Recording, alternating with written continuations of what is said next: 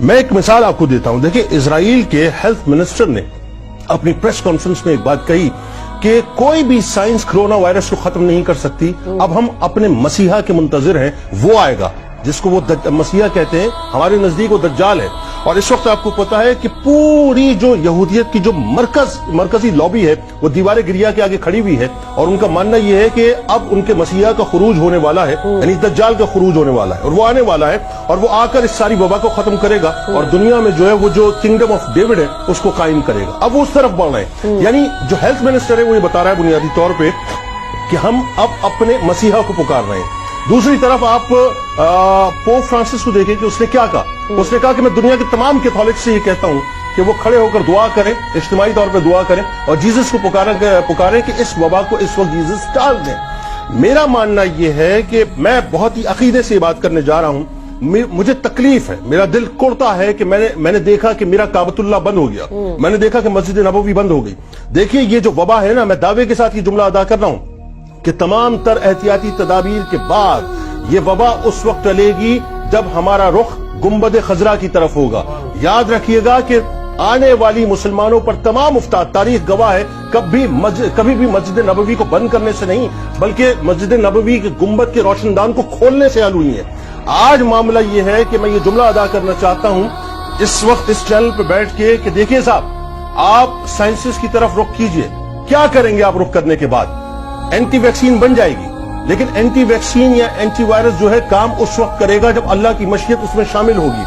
جب pope Francis کا عقیدہ یہ ہے کہ جیزس ہماری مدد کریں گے, جب یہودیوں کا عقیدہ یہ ہے کہ ہمارا مسیح آئے گا, تو ہمارا ایمان اس بات پر کیوں نہیں ہے کہ گنبد خضرا کے مکین جو ہیں ہماری داد رسی کریں گے اور اس وبا کو ٹالنے کے لیے اللہ کی بارگاہ میں ہمارے لیے استغاثہ پیش کریں گے.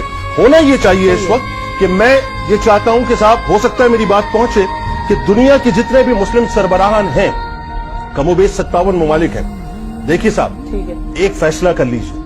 آج ایک فیصلہ یہ کر لیں کہ ہم سب مل کر سعودی حکومت سے یہ کہتے ہیں کہ ہم رسول کریم صلی اللہ علیہ وآلہ وسلم کی بارگاہ میں آنا چاہتے ہیں. جائیے دنیا کے تمام مسلم سربراہان ایک ڈیلیگیشن بنائیں, اور ڈیلیگیشن کی صورت میں سرکار مدینہ صلی اللہ علیہ وآلہ وسلم کی بارگاہ میں جا کے بیٹھیں, مواجہ کے سامنے جا کے بیٹھیں, سنہری جالیوں کے سامنے جا کے بیٹھیں, اور عرض کریں کہ یا رسول اللہ صلی اللہ علیہ وآلہ وسلم, ایک وہ دور تھا کہ جب مدینے میں قحط پڑتا تھا تو آپ ہی کے صحابہ آ کے گنبد خضرا کے روشن دان کو کھولا کرتے تھے تو نہیں برستا تھا, اللہ کی رحمتیں برستی تھیں.